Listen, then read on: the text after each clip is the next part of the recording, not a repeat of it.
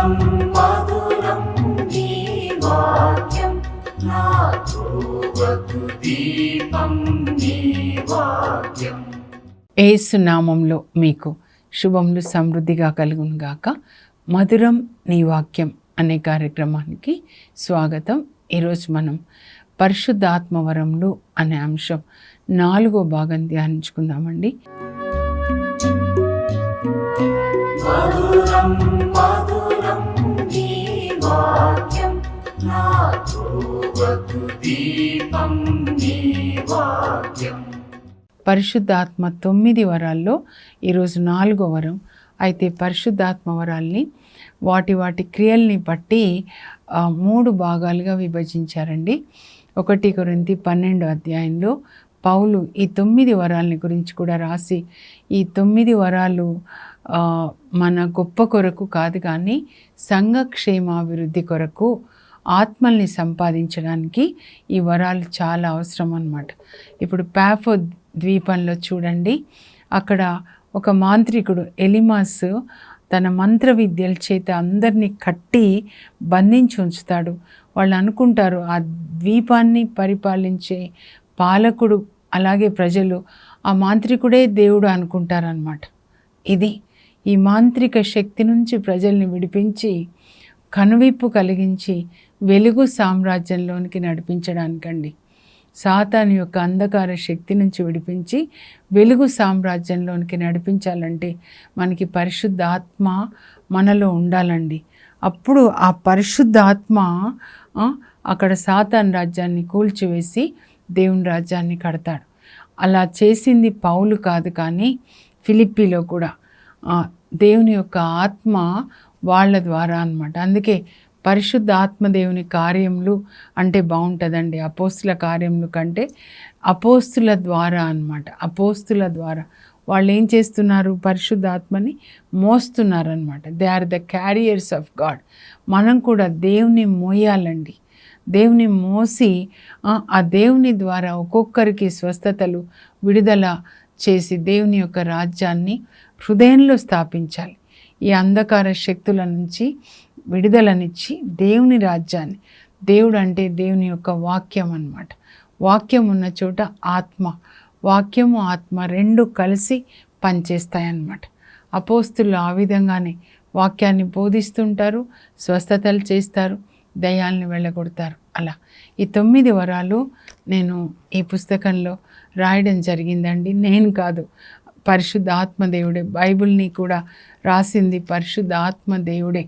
అందువల్ల మనం ఈ గ్రంథాన్ని చదివితే మరి పరిశుద్ధ ఆత్మదేవునికి చాలా సంతోషం అన్నమాట. సో ఇందులో 9 వరాలని గురించి రాయడం జరిగిందండి.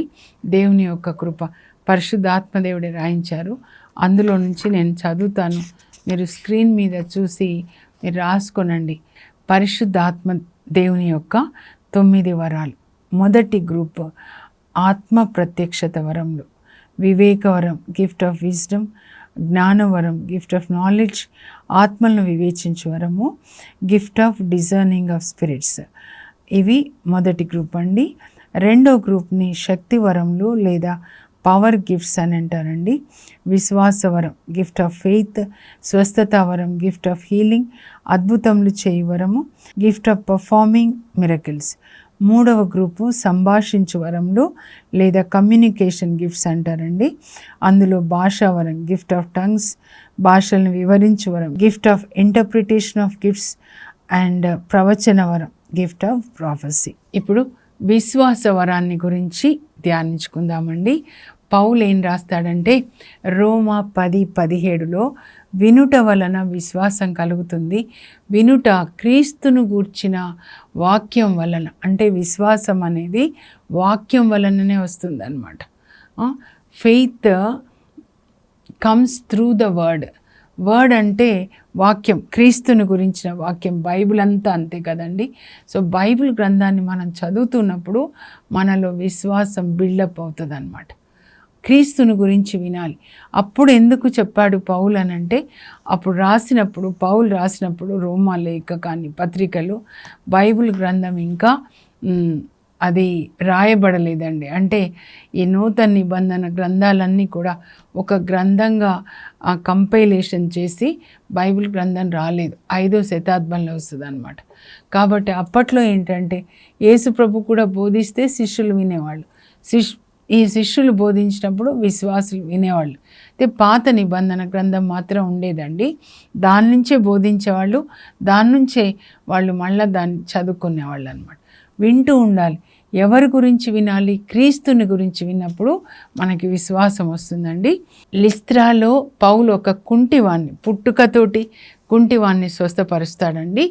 అది ఎట్లా జరిగిందంటే మొదటి సువార్త ప్రయాణం, పాఫో కూడా అంతే, మొదటి సువార్త ప్రయాణం అన్నమాట.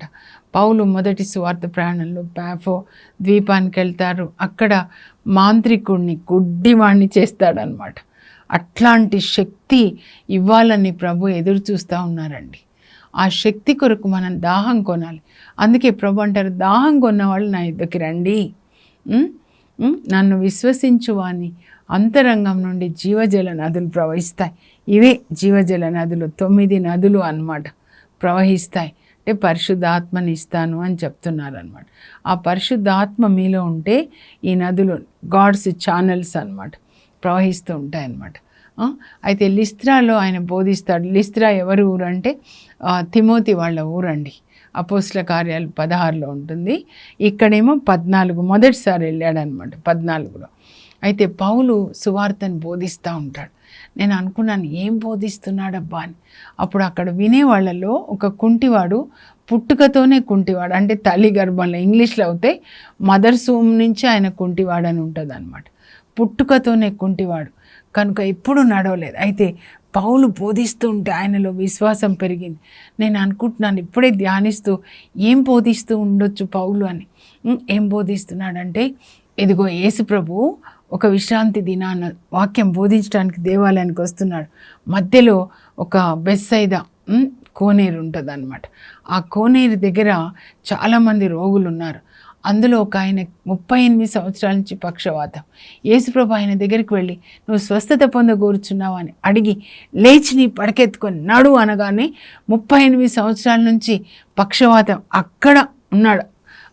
కానీ యేసుప్రభు మాట చెప్పగానే లేస్తాడు, పడక ఎత్తుకొని నడుస్తాడనమాట. అలాగే ఒక గుడ్డివాడు, ఆయనని యేసుప్రభు చూసి తన ఉమ్మితో కొంచెం మట్టి తీసుకొని, ఉమ్మితో కొంచెం తీసుకొని ఆ మట్టిని ఇలాని రాసి, తన ఉమ్మిని మట్టితో కలిపి రాసి నువ్వు వెళ్ళి కడుక్కో, సిలోయం అనే లోయలు అంటే వెళ్ళి కడుక్కోగానే ఆయన కళ్ళు వచ్చేస్తాయన్నమాట. నువ్వు లేచి నడువు అని అన్నప్పుడు లేచి నడుస్తున్నారనమాట. పక్షవాత రోగితో చెప్తారు, నీ పాపంలో మంచబడ్డాయి, నువ్వు లేచి నీ పడకెత్తుకున్నాడు అనగానే ఆయన లేచి నడిచాడు. ఒక్కొక్కటి వింటున్నాడు అనమాట. కుష్ఠరోగి వచ్చి యేసుప్రభుతో, ప్రభా నీకు ఇష్టమైతే నాకు స్వస్థత దయచేయంటే, నాకు ఇష్టమే, నీకు స్వస్థత కలుగును గాక అని తాకగానే స్వస్థత కలిగింది అని ఆ పౌలు చెప్తా ఉంటే ఆయనకి ఎంత ఇట్లా సంతోషం అవుతూ ఉంటుంది అనమాట. లాజరు వెలుపలికి రా అంటే మరణించిన లాజరు వెలుపలికి వస్తాడు. మరి యాయిరు కుమార్తె మరణిస్తుంది, బాలిక లెమ్ము అనగానే ఆ బాలిక లేస్తుంది. అలాగే నాయను వితంతు కుమారుడు మరణించినప్పుడు యవ్వనుడు అనమాట, యవ్వనుడా లెమ్ము అనగానే ఆ యవ్వనుడు లేచి జీవంతో లేచి కూర్చుంటాడు. ఇలా వింటున్నప్పుడు ఏమవుతుందంటే ఫెయిత్ని బిల్డప్ చేస్తున్నాడు అనమాట, విశ్వాసాన్ని పెంచుతున్నాడు. అప్పుడు పౌలు చూస్తాడు అందరిలో ఈ కుంటివాణిలో ఎంత విశ్వాసం పెరుగుతుందని. ఇప్పుడు మేము సువార్త బోధిస్తున్నప్పుడు అండి, అందరికీ బోధిస్తాం కానీ కొంతమంది ముఖాల్లో ఆ విశ్వాసం ఉన్నప్పుడు ఇలా వింటూ ఉంటారనమాట. మాకు అప్పుడు తెలుస్తూ ఉంటుంది పరిశుద్ధాత్మ వీళ్ళలో క్రియ జరిపిస్తున్నారని చెప్పి. అప్పుడు పౌలు ఈయనని, ఈ కుంటి అతన్ని చూసి నువ్వు లేచి నడు, యేసుక్రీస్తు నామంలో ఇప్పటి వరకు క్రీస్తుని గురించి విన్నాడు కదా, నువ్వు లేచి నీ కాళ్ళ మీద నిలబడు అనగానే లేచి నిలబడతాడండి. లిస్త్రాలో అందరూ చూస్తారనమాట. కుంటివాడని వాళ్ళకి తెలుసు, ఎవరు మోసుకొని వచ్చి ఉంటాడు, వాళ్ళ అమ్మ నాన్న తీసుకొని వచ్చారనమాట. ఆ వాక్యం వింటే స్వస్థత అవుతుందని వాళ్ళకు కూడా ఆశ ఉందేమో. లేచి నడు అనగానే లేచి నడుస్తాడు. అప్పుడు అందరికీ ఎంత అంటే ఇంకా అసలు చూడాలి, వీళ్ళు దేవుళ్ళు, మనుషుల రూపంలో ఉన్న దేవుళ్ళని వాళ్ళని ఆరాధించడానికి గిత్తలు అవన్నీ తీసుకొని వస్తారు. పేర్లు కూడా పెడతాడు. పౌలుకి బృహస్పతి అని, ఇంకొక ఆయనకి బుద్ధుడు అని. అప్పుడు పౌలు చెప్తాడు, మేము కూడా మీలాంటి మనుషులే, స్వస్థతనిచ్చింది దేవుడు అని. మన ఈ క్రైస్తవ విశ్వాసం ఏంటంటే, మిగతా విశ్వాసాలు ఎలా ఉన్నా అది మనకు అనవసరం, కానీ మన విశ్వాసం ఏంటంటే క్రీస్తు మనలో జీవిస్తున్నాడు, మనం క్రీస్తులో జీవిస్తున్నాం. ఇక్కడ బయటికి కనపడేది శరీరము, కానీ లోపల ఎవరున్నారంటే క్రీస్తు. ఈ మాట పౌలు చాలాసార్లు రాస్తాడండి. కొలొస్సీ 1:27 అంటాడు, Christ the hope of glory is living in me. మహిమ నిరీక్షణలకు కర్త అయిన క్రీస్తు నాలో జీవిస్తున్నాడు. సెయింట్ ప్యాట్రిక్ గారి గురించి నేను ఎప్పుడెప్పుడు చెప్తా ఉంటాను కదండి. ఆయన ఎప్పుడు నోటితో ఇది చెప్తాడంట, the Lord is my shepherd, the Lord is my strength, ప్రభువే నా కాపరి, ఇక ఏ కొదవ లేదు, ప్రభు నాకు బలము, నా కోట, నా కొండ అని చెప్పి క్రీస్తు నాలో ఉన్నాడు, క్రీస్తు నా ముందు ఉన్నాడు, క్రీస్తు నా వెనకాల ఉన్నాడు, క్రీస్తు నా పైన ఉన్నాడు. పునీత ప్యాట్రిక్ గారు బైబిల్ అంతా చదివి ఎప్పుడు అలా చెప్పుకునేవాళ్ళు అంటండి. ఎంత అంటే చెప్పుకోవడమే కాదు, ఆయన నిండా దేవుని యొక్క వాక్యం అన్నమాట. పొంగి పొరలే పాత్రలాగా హృదయం నిండా వాక్యం, మనసు నిండా వాక్యం, శరీరం నిండా వాక్యం అన్నమాట. అందుకే జాన్ బనియాన్ గారు పిలిగ్రిమ్స్ అది రాస్తారు కదండి, యాత్రికుని ప్రయాణము. ఆయన ఏమంటారంటే, నన్ను కోస్తే బ్లడ్ రాదు, దేవుని వాక్యం వస్తుందని. అలా ప్యాట్రిక్ గారు కూడా అండి, ఆయన అక్కడ రాజు, ఐర్లాండ్లో అనమాట ఆయన జీవించింది, అక్కడ బిషప్గా ఉంటారు, బిషప్ ఆఫ్ ఐర్లాండ్ అంటారు ఆయనని. రాజుగారి కొడుకు మరణిస్తాడంటండి. అప్పుడు వాళ్ళు చెప్తారంటే, ఒక దైవజనుడు ఉన్నాడు, ఆయన చనిపోయిన వాళ్ళని లేపుతాడు. ఆ 6 నెలలైనా సరే సమాధి దగ్గరికి వెళ్ళి వెలుపలికి రా యేసునామంలో అంటే వాళ్ళు బ్రతుకుతున్నారని రాజుకు తెలిస్తే రాజు పిలిపించి, అవునా నువ్వు లేపుతావంటే, నాకు తెలీదు అలా ఎలా జరుగుతుందో, నేను కాదు, నాలో క్రీస్తు ఉన్నాడు, ఆయన లేపుతాడు. చూడండి, అలాగా అయితే నా కొడుకుని లేపుతావంటే, నాకు తెలీదు, నాలో ఉన్న క్రీస్తు లేపుతాడు. అప్పుడు ఆ సమాధి దగ్గరికి ఆయన తీసుకెళ్ళి సమాధితో అవుతాడు. 10 రోజులు అవుతుందంటండి చనిపోయి రాజు కొడుకు. అప్పుడు యేసు నామంలో, క్రీస్తు నాలో ఉన్న క్రీస్తు నామంలో ఈయనకి మరల ప్రాణంలో వచ్చునుగా అనగానే లేస్తాడండి. అప్పుడు ఇంకా ఐర్లాండ్ అంతా యేసు ప్రభుని అంగీకరిస్తారు. ఇప్పటికి కూడా మీరు ఐర్లాండ్కి వెళ్తే అక్కడ ఐర్లాండ్ అంతా కూడా యేసు ప్రభుని ఆరాధించే దేశంగా ఉంటుంది అన్నమాట. ఇంకా ఒకసారి కూడా ఇది కూడా చెప్పాను కదా, ఒకసారి ఒక బాబుని పాము కరిచిందంట. కరిస్తే తల్లి ఆ బాబుని తీసుకొని ఈయన దగ్గర బిషప్ గారి దగ్గరికి వస్తారు, బాబు పాము కరిచింది, చనిపోయాడు అని. అప్పుడు ఈ బాబుకి మరల ప్రాణంలో వచ్చునుగా కంటి ప్రాణం వస్తుందంటాడు. ఎంతమందిని అట్లా బ్రతికిచ్చాడు. ఎక్కడ పోయిందమ్మా పాము అంటే, ఇదిగో ఈ చెట్ల పొదల్లోకి వెళ్ళిపోయింది తండ్రి గారు అని చెప్తే పాముని ఆజ్ఞాపిస్తాడంట, కమౌట్ యూ స్నేక్ అంటే బయటకు వస్తుందంట. దాన్ని పట్టుకొని మీరు పాములను ఎత్తి పట్టుకుంటారంట చూడండి, దాన్ని పట్టుకొని యేసు నామంలో ఆజ్ఞాపిస్తున్నాను, out of Ireland never come back. 4వ శతాబ్దం అండి. ఐర్లాండ్ నుంచి బయటికి వెళ్ళమని ఆజ్ఞాపిస్తున్నాను, మళ్ళీ ఎప్పుడు రావద్దంటే. ఇప్పటికీ కూడా 20th సెంచరీ, ఎన్ని సెంచరీస్ అయిపోయినాయి కదండి, ఇది 21st. ఇప్పటికి కూడా ఐర్లాండ్లో ఒక్క పాము ఉండదంటండి. అది క్రీస్తుకి సాక్షులుగా జీవించడం అంటే అలా జీవించాలండి. ఏ పాముల భయము ఉండదన్నమాట. అట్లా మనం అనేకులకు ఆశీర్వాదకరంగా దేవుని యేసుప్రభుని మోసిన గాడిద కదా, మనం యేసుప్రభుని మోసేవాళ్ళుగా ఉండాలని. యేసుప్రభు అంటే వాక్యమే. ఇదంతా మనలో ఉన్నప్పుడు ఇట్లా శక్తి మీరు తెలుస్తుందండి. మీరు ఒక రోజంతా బైబిల్ చదువుకొని చూడండి, తర్వాత ఎట్లా ఆ దేవుని యొక్క వాక్యం మీలో పనిచేస్తుందో. నేను చెప్తున్నాను, బాగా వాక్యం చదివి ఉంటే అప్పుడు ఏ దయ్యాలు అట్లా వెళ్ళిపోతూ ఉంటాయండి. అంత శక్తి నేను అనుభవించాను కాబట్టి చెప్తున్నాను. విశ్వాస వరం అన్నమాట. ఇంకా ఈ కుంటివాని గురించి చెప్పాను. ఇంకొక విశ్వాసం అంటే అసలు ఏంటి, హెబ్రీ పత్రిక 11వ అధ్యాయంలో పౌలు రాస్తాడండి. విశ్వాసం అనగా నిరీక్షించు విషయంలో యందు నిస్సందేహంగా ఉండడం.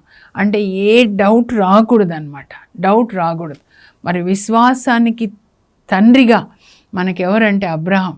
ఈ ఇజ్రాయేల్ ప్రజలందరూ, పౌలు కావచ్చు, అపోస్తులు కావచ్చు, వీళ్ళందరూ ఎవరి పిల్లలండి, మోషే కావచ్చు, అబ్రహాం పిల్లలు అన్నమాట. సో వాళ్ళందరిలో ఈయన రక్తం ఉందన్నమాట. అందుకే మోషే కర్ర చాచు అంటే చాస్తే సముద్రంలో పెద్ద దారి, 3 మైళ్ళ వెడల్పు దారి. ఇజ్రాయెల్ ప్రజలు 6 లక్షల మంది మగవాళ్ళు, అంటే మొత్తం 20 లక్షల మంది అని చెప్తారు, నడి సముద్రంలో పాదాలకి తడి అంటకుండా నడిపాడు. నిజంగా మనం చూస్తే ఆత్మ కన్నులతో నాకు చూపించారండి. సముద్రంలో ఆ నీళ్ళు ఇట్లా గోడల్లాగా ఉన్నాయి. నడవాలంటే కూడా వాళ్ళకి ధైర్యం ఉండాలి కదండి, ఆ నీళ్లు మా మీదకి వస్తే ఎలాగా అని. అవునా? నిజంగా మనం అంటే అక్కడికి వెళ్తే ఆత్మలో, కానీ వాళ్ళు విశ్వాసంతో నడుస్తున్నారన్నమాట. వాళ్ళ పాదాలకి తడి అంటకుండా నడిపారు. వెనకాల వస్తున్న ఫరోని అతని సైన్యాన్ని నడి సముద్రంలో ముంచేశారనమాట. వీళ్ళ విశ్వాస వీరులు మోషే వీళ్ళందరూ అనమాట. ముందు అబ్రహాంని చూద్దాం, ఎందుకంటే ఆయన నుంచే కదా మొత్తం ఇజ్రాయెల్ దేశం వచ్చింది, ప్రపంచానికి బైబిల్ అపోస్తులు. కనుక ఆయనని జ్ఞాపకం చేసుకోవాలి. ఆయనకి ఇంకా దేవుడు పిలిచినప్పుడు 75 సంవత్సరాల ఆదికాండం 12లో అక్కడి నుంచి కదలకుండా 23 అధ్యాయం వరకు చదవాలండి. 24 నుంచి ఇస్సాక్ అనమాట వీళ్ళ కొడుకు. ఆయనకు పిల్లలు ఉండరు. ఆయనను పిలిచినప్పుడు దేవుడు 12 అధ్యాయంలో నేను చూపించిన దేశానికి వస్తే నేను ఆశీర్వదించి ఆశీర్వాదకరంగా మారుస్తాననగానే ఎక్కడికి అని అడగకుండా బయలుదేరుతాడండి. అది విశ్వాసం అన్నమాట. విశ్వాసం అంటే విధేయత కూడా అన్నమాట. దేవుణ్ణి విధేయిస్తున్నాడు. దేవుణ్ణి ఏది ఇంకా డౌట్స్ క్వశ్చనింగ్ ఏం లేదనమాట. అప్పుడు వచ్చినప్పుడు కానా దేశం వరకు తీసుకొస్తారు, షెకెం వరకు తీసుకొస్తారు దేవుడు.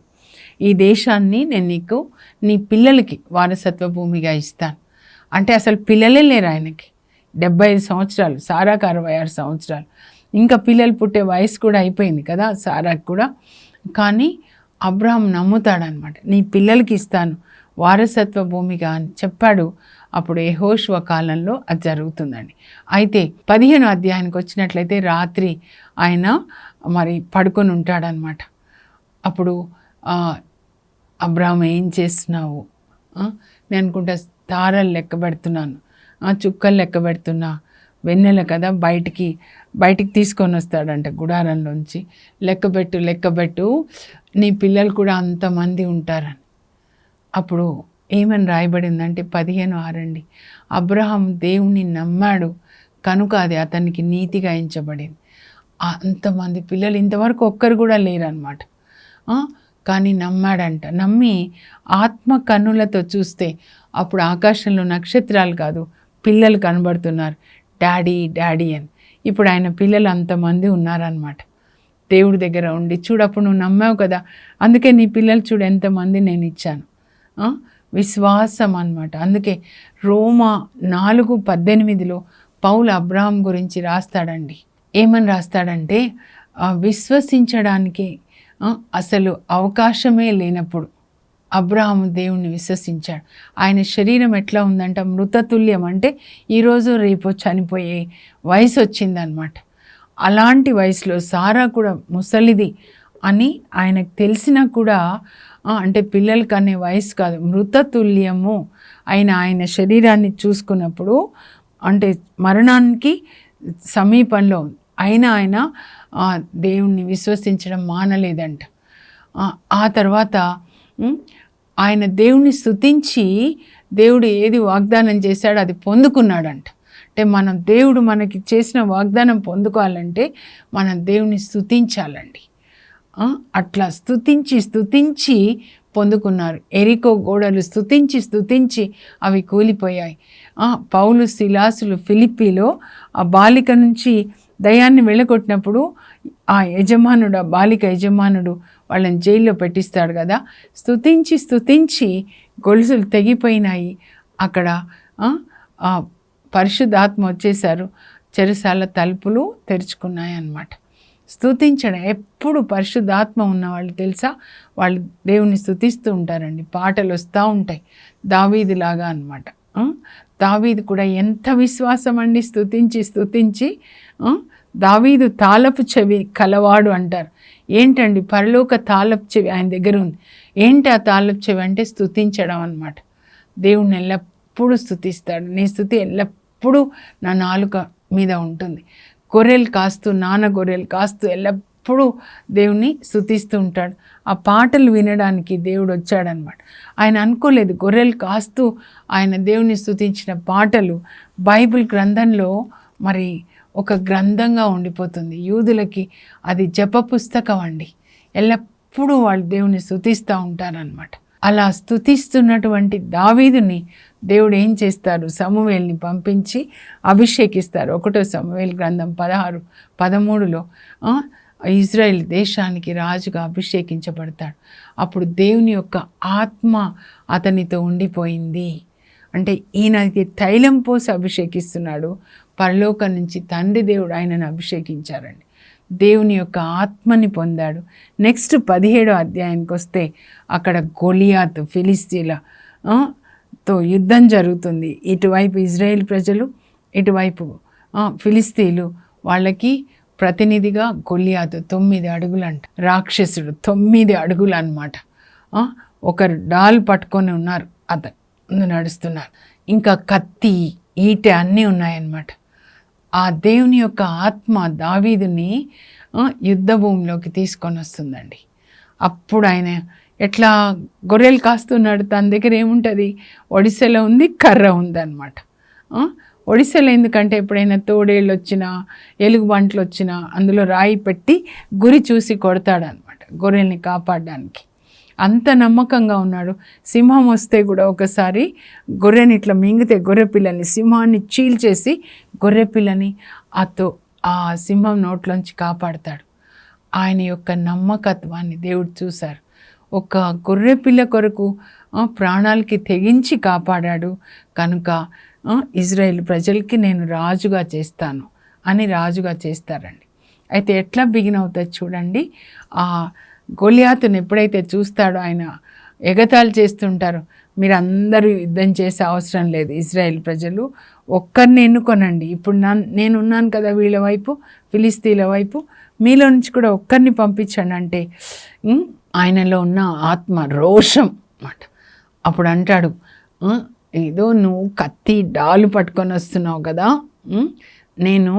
నువ్వెవరిని ఎగతాళి చేస్తున్నావు ఇజ్రాయేల్ ప్రజల్ని, ఆ ఇజ్రాయేల్ ప్రజల యొక్క దేవుని పేరు వస్తున్న కాసుకో, యుద్ధం యావేది, ఈ యావే దేవుడు నిన్ను తప్పక నా చేతిలో పెడతాడు. చిన్న పిల్లవాడు, 17 సంవత్సరాల పిల్లవాడు, గోచి ఉంటుందండి అంతే, ఒడిసెలు ఉంటుంది, కర్ర ఉంటుంది. ఇది నువ్వు రా, నిన్ను కాకులకి గద్దలకి వేసేస్తా చంపి అంటాడు. ఇంత పెద్దగా తన ఆత్మ కన్నులతో దేవుని శక్తిని చూస్తున్నాడు. విశ్వాసం, ఎంత విశ్వాసం అంటే రాత్రంతా కూర్చొని ఆయన మోషే ధర్మశాస్త్రాన్ని ధ్యానించుకున్నాడు. 119వ కీర్తన 148లో చెప్తాడు, నేను రాత్రంతా మేల్కొని ఉండి నీ వాక్యాన్ని నేను ధ్యానించుకుంటున్నా, నీ చిత్తం చేయట నాకు పరమానందం, నీ ధర్మశాస్త్రం నా హృదయంలో ఉంది అంటాడు 40వ కీర్తన 8వ వచనంలో. హృదయంలో దేవుని వాక్యం ఉన్న వాళ్ళకి ఇంతటి విశ్వాసం వస్తుందండి. గురి చూసి కొడతాడు, నిన్ను తప్పక నా చేతికి అప్పగిస్తాడు యావే అని గురి చూసి కొడతాడు. ఆ ఒక్క ఒడిసెల రాయితో తల పగిలి కింద పడిపోతే ఆయన చేతిలోంచి కత్తి తీసుకొని ఆయన తలను నరికేస్తాడు అనమాట. ఎంత తొందరగా జరుగుతుందంటే దేవుని యొక్క ఆత్మ అన్నమాట. అలాంటి విశ్వాసం మనం కలిగి ఉండాలంటే మనం దేవుని యొక్క వాక్యాన్ని చదవాలండి, వినాలి, ధ్యానించాలి. దేవుని యొక్క వాక్యంతో మనం నింపబడినప్పుడు ఆ వాక్యం ఎంతగా నింపబడతామో, ఎంతగా ధ్యానిస్తామో, నోటితో పలుకుతామో మనలో అంత విశ్వాసం పెరుగుతుందన్నమాట. దాని కొరకు ఆ విశ్వాసాన్ని మనం కలిగి ఉండాలండి. అబ్రహాం విశ్వాసం, ఏలియా కూడా ఎంత విశ్వాసం నిన్న మనం ధ్యానించుకున్నాం కదండి. యెహోషువ కూడా ఎంత విశ్వాసం అంటే ఆయన దేవుని యొక్క ధర్మశాస్త్రాన్ని దినము రాత్రి ధ్యానిస్తాడు. నీ కళ్ళ ఎదుట నుంచి పక్కకు పోనివ్వకు, దినం రాత్రి చదువు, ధ్యానించు, దానిలో చెప్పినవన్నీ పాటించు, అప్పుడు నేను నీకు జయమిస్తా అంటారు దేవుడు యెహోషువని. యెహోషువ 1:7-8 వచనాలు అన్నమాట. మోషే రాసినటువంటి ఒరిజినల్ కాపీ అండి ధర్మశాస్త్రము. ఒరిజినల్ కాపీ ఎవరి చేతికి వస్తుందంటే యెహోషువ చేతికి వస్తుంది. 5 గ్రంథాలు దినం రాత్రి చదువుతాడు, పాటిస్తాడు. యెహోషువ 11:15లో ఉంటుంది అన్నమాట. దేవుడు చెప్పింది అంతా కూడా వీసమెత్తు కూడా తప్పకుండా చదువుతాడంట. అందుకని దేవుడు ఈ కానా దేశం అంతా కూడా యెహోషువకు అప్పగిస్తాడు. కానా దేశం అంతా జయిస్తాడు కదండి. జయించి అందరికీ 12 గోత్రాలకి పంచి పెడతాడు. మిగతా రాజులు జయిస్తే వాళ్ళే అనుభవిస్తారు. కానీ యెహోషువ గొప్పతనం ఏంటంటే దేవుడి ఆజ్ఞలన్నీ పాటిస్తాడు కనుక దేవుడు ఆయనకి జయమిస్తారు. ఆ జయించిన దేశాలని దేవుడు జ్ఞానంతో ఆయన అందరికీ 12 గోత్రాలకి జనసంఖ్య ప్రకారం పంచి పెడతాడనమాట. సో ఆ విశ్వాసాన్ని మనం కలిగి ఉండాలని. విశ్వాసం ఎక్కడి నుంచి రాదు, క్రీస్తుని గురించి వినుట వలన చదువుట వలన వస్తుంది. బైబిల్ అంతా క్రీస్తే, దేవుని వాక్యం అంటే క్రీస్తు అనమాట. వాక్యమే మనకి శక్తి. కనుక వాక్యం చదువుతున్నప్పుడు పరిశుద్ధాత్మ మనలో కోడి గుడ్ల మీద కోడి కూర్చొని ఎట్లా గుడ్లని పొదుగుతుందో అలాగే మరియ తల్లి నిండా వాక్యం జ్ఞాన పాత్ర. ఆ తల్లి మీద పరిశుద్ధాత్మ వస్తారు. మహోన్నతిని శక్తి ఆమెను ఆవరించుతుంది. పరిశుద్ధాత్మ ఈ వాక్యాన్ని శరీర రూపం ధరింపజేస్తారనమాట.